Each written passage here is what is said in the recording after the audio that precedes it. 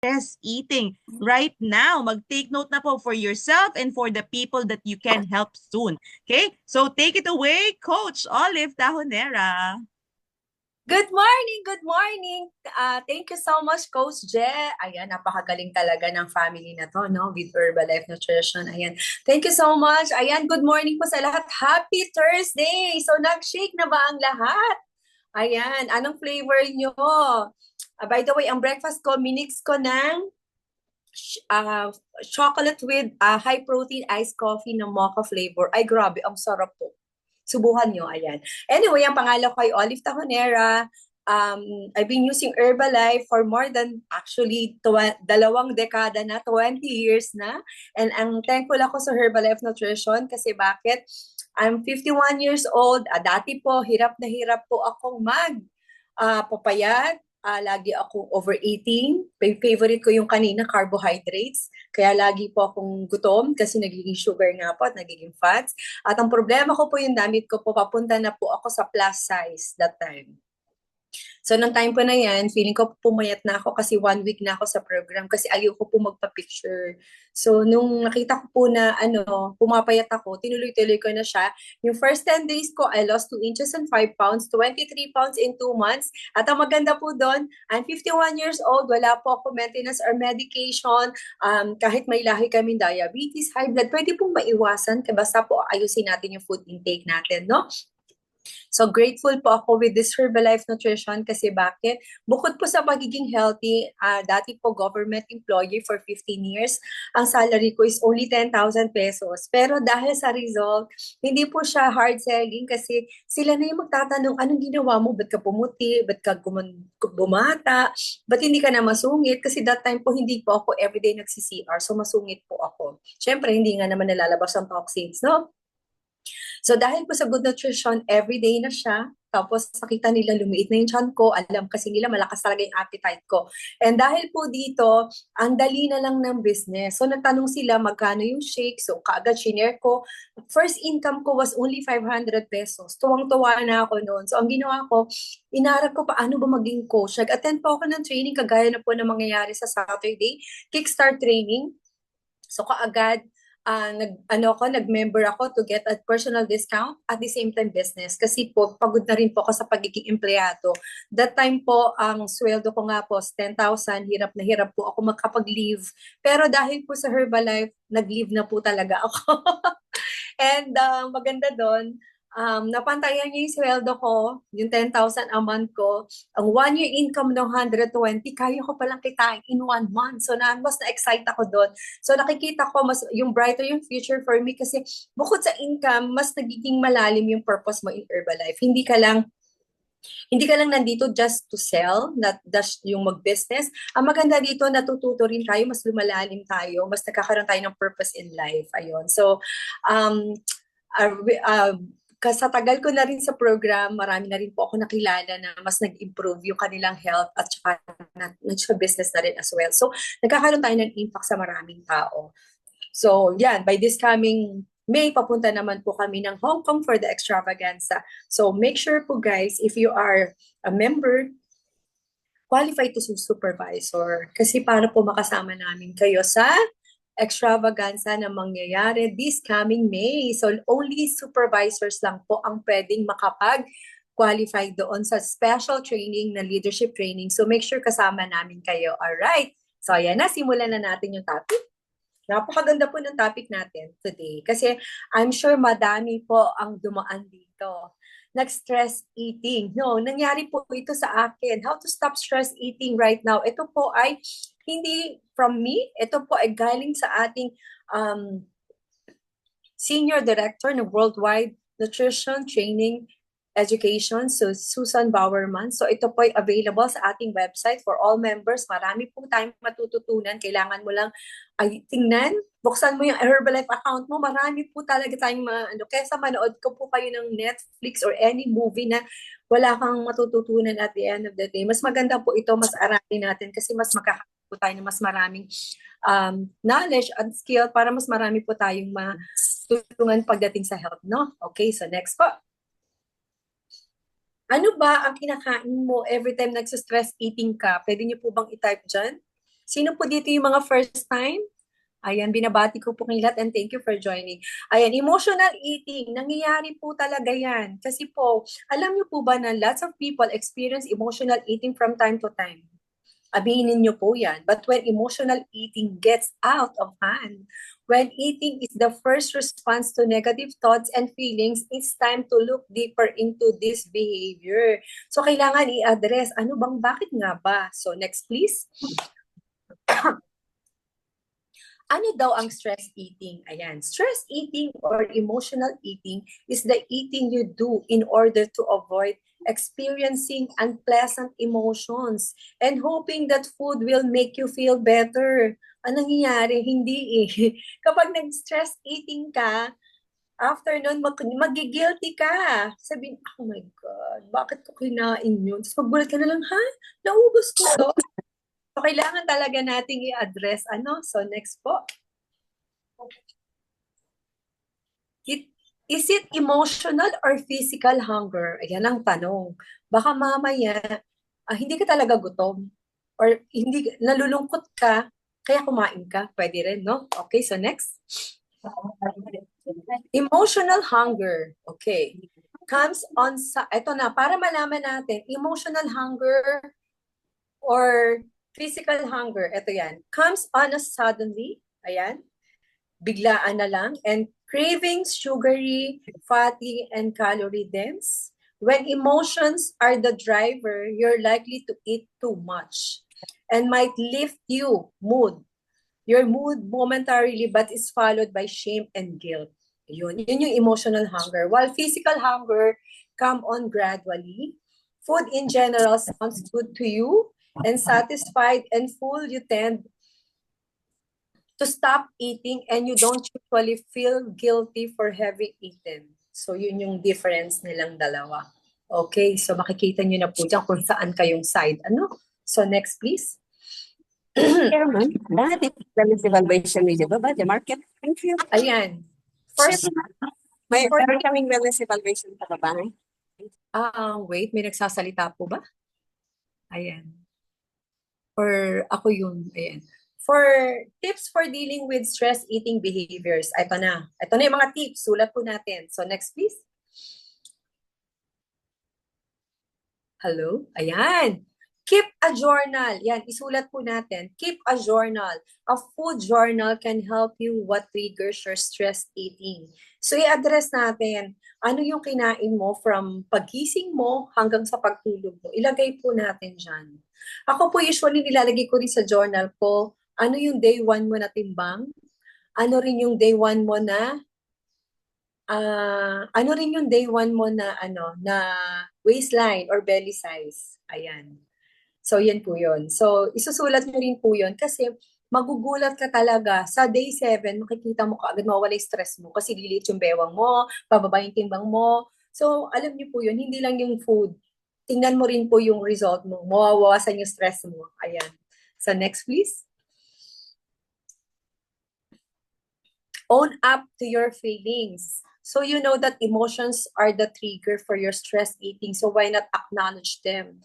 So, alamin natin, it's okay to be mad or lonely or bored sometimes. So, yeah, kasi process po talaga yan eh. Pero pag nalagpasan mo yan, maiiwasan mo rin ang pagkain ng ganun. Kailangan mo talaga siyang pagdaanan, no? So, tanggapin natin yung process na yun, no? So, next please. Ito pa, ano pa yung next tip? Work on your coping skills. Ayan na. So every time you eat in response to stress, it's just a reminder that you can't cope with your emotions. So practice tolerating your emotions or finding other ways to deal with your stress. So yan daw po ang gagawin natin. So alamin mo kung, let's say, kumakain ka nito, pero meron kang nararamdaman, kaya mo kinain yon. Pero minsan, kailangan mo lang talagang i-switch to other way para maiwasan mo siya, no? Okay, so next please. Ano pa? Find alternatives to eating. So instead of eating, take a few moments to reflect on your feelings and think of ways you can solve your problem. So make a list of things that you can do instead of eating, like walking, listening to music, or meditating. Yun po yung mga pwede natin gawin. Ang iba nga po, di ba, like ako, ginagawa ko in the morning, paggising mo, siyempre may prayer ka, meditation. So, kanina nag-walk din, ang saya, ang ganda po ng view. So, after that, you take your shake, everyday may mga natututunan tayo, and you can listen to like your favorite audio, like Jim Rohn, you have your Marcus, so may mga PDT books ka na gusto mong basahin. So may mga ganun po, para lang po mabawasan or para ma-switch yung iyong mga pwede mong at eto na, next. Thank you. Unlearn the habit. So, unlearn daw po natin yung habit natin. Emotional eaters continually reinforce the idea that the best way to treat negative emotion is with food. So, attempt to unlearn your habit and practice doing something other than eating when a bad day strikes. So, like, yun nga, kesa kumain ka, pwede kang gawin mo yung task mo for the day. Let's say, tingnan mo rin yung mga activities mo kasi baka naman boring yung schedule mo kasi wala kang schedule for the day. So, make sure meron kang, let's say, if you're working, so, syempre, during your break time, you have to check ano yung na kailangan mong gawin. Like, if you are, like ako, meron kang business, so you have to manage that talaga yung time with family, with your work, or with your business. So, kailangan talaga naka-schedule, no? So, make sure talaga na meron tayong mga sinusundan para maiwasan natin yung mga ganong mga pagiging naboboard ka, no? Okay, so next. Wait it out. So, stress eaters often are afraid that if they don't satisfy the urge to eat, the craving will just get worse. So rather than immediately giving in to your urges, so promise yourself you'll wait a few minutes and let the craving pass. Totoo po yan. Kasi lalo na kapag ikaw ay busog or meron kang kinakain na, let's say we have your shake, maiiwasan talaga siya. Hindi mo talaga siya mararamdaman, no? So tingnan mo lang din, okay? So next, please. So if you find that these tactics aren't working for you as your healthcare provider, if counseling or group support might be helpful for you, be kind to yourself or give yourself time to work on your stress eating. So, yun nga, kung sa talaga hindi mo na kaya i-handle, so meron ka talaga dapat, magpa-counsel ka na siya, no? And then, tignan mo din, baka naman ini-stress mo lang yung sarili mo for something na hindi naman talaga dapat i-stress, no? So, sabi nga, walang magmamahal sa sarili natin kung hindi yung tayo mismo. So, time mo rin na work on yourself, check yung ano ba dapat ang iyong mga babaguhin, ayan, at kailangan nating ma-address para maiwasan natin yung stress eating, no? Okay, so next, eto na yung mga tips. Thank you so much for these products kasi bakit? With these products, we have your shake na 5 flavor. We have your coffee na 2 flavors. Protein po siya. Na pwede mong pamalit sa pagkain para hindi ka mas-stress. Okay, bakit? At alam niyo po ba ang shake natin, meron siyang happy na formula. Kapag ininom mo siya, happy, parang happy pill, no? Happy food. So, hindi ka talaga makakaramdam na nalulungkot ka. Promise. Kasi kompletong nutrisyon siya. Meron na siyang 19 vitamins and minerals. Meron na siyang 9 grams protein. Kaya busog ka ng 3 to 4 hours. So, hindi ka mag-crave. Hindi ka mag-stress eating dyan. Tapos, ang maganda sa kanya, lang siya, 90 calories. So, hindi ka tataba. Sa mga taong gusto mag-gain ng weight, nakakadagdag siya ng timbang kasi muscle. So, hindi ka naman mag-gain ng tiyan kasi eto muscles, no? So, ano pa? Napakaganda ng shake natin kasi pwede mo siyang pasarapin, no? Lahat ng flavor na yan, let's say, ngayon gusto mo chocolate, tomorrow, di ba kompleto ka na for the whole week, Monday to Friday, Saturday, Sunday, i-mix match mo siya. Tapos lagyan mo ng coffee, lagyan mo ng ano natin, rebuild, ayan. So, pwedeng ganon, no? Para hindi boring. And then, we have our aloe. Ang aloe natin, we have, ang maganda di pa na-explain naman po kanina, that's good for digestion and hydration, lalo na po ngayon mainit ng panahon. And of course, our tea. Our tea is our energizer para mas magawa natin yung task natin for the whole day. And then, maganda rin dyan kasi ano siya, green tea and black tea. So, Japanese green tea siya. So, talagang antioxidant, no?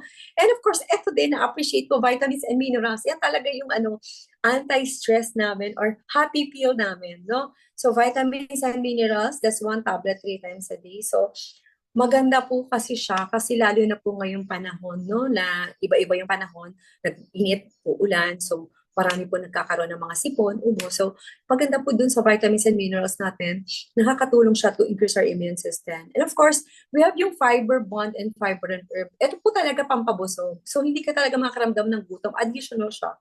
Fiber, gulay. So, nakakatulong siya para mas bilis kang mabusog, so hindi ka magki-crave, so mas-stop yung stress eating mo. Kasi ang problema talaga natin is ma-address yung natin, stress eating, no? So, very thankful ako with our newest and latest product. We have this retreat tea. Ang tawag namin dyan, pampakalmang tsaa. So, iniinom namin yun sa gabi before mag-sleep. Ayan, so kakalmahin ka talaga niya. So, meron pa akong client na ang ganda ng result, even sa akin sa sarili ko. I love yung tea, lalo na kapag hindi po ba, hindi siya gamot, no? By the way. Ang gusto ko sa kanya, kasi before, pag nakakasipon or ubo ka, naglalagay ka ng mga mint, no?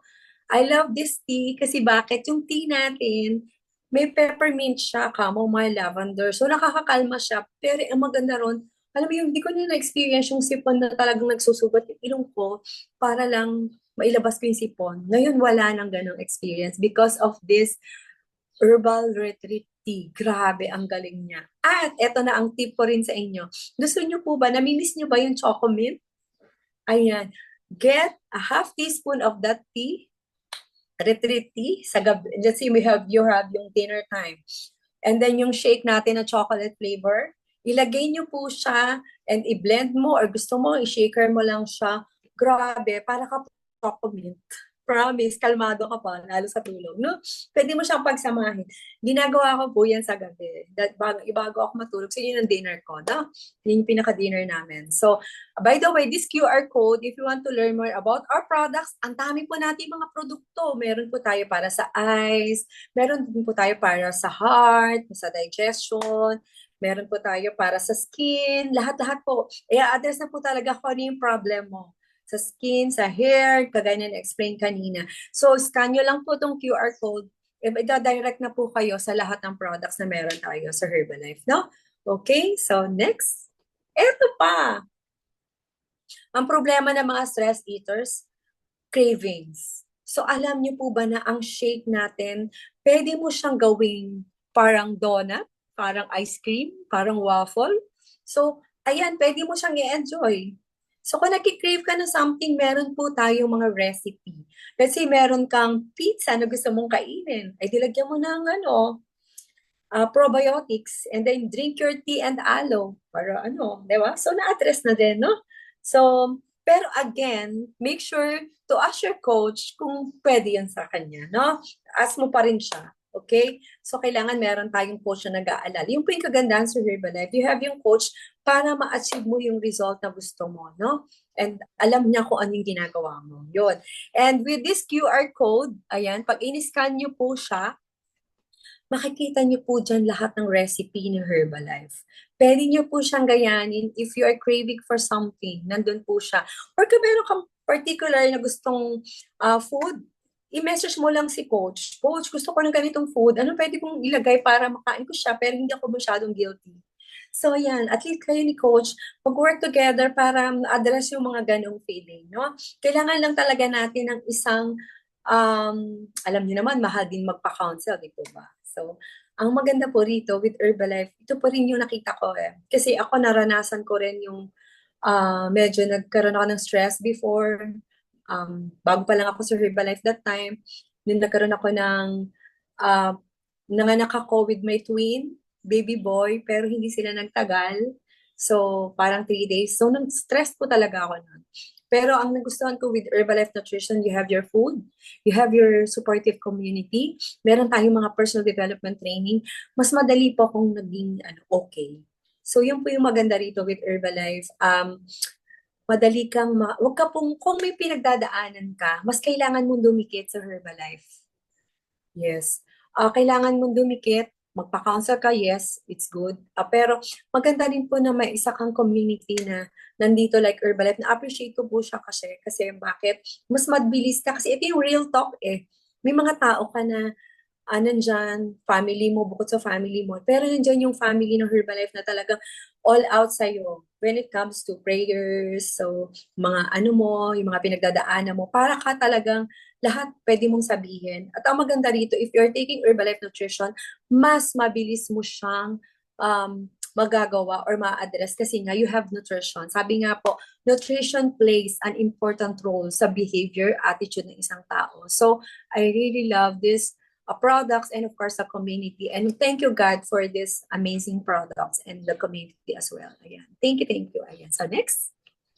Thank you so much. I hope na i-share ko po sa inyo kung ano po yung mga kailangan nyo matutunan. And by the way, lahat naman po yan available sa website natin. And if you want to get yung mga tips na to, big PM nyo lang po ako. Thank you so much. Wow.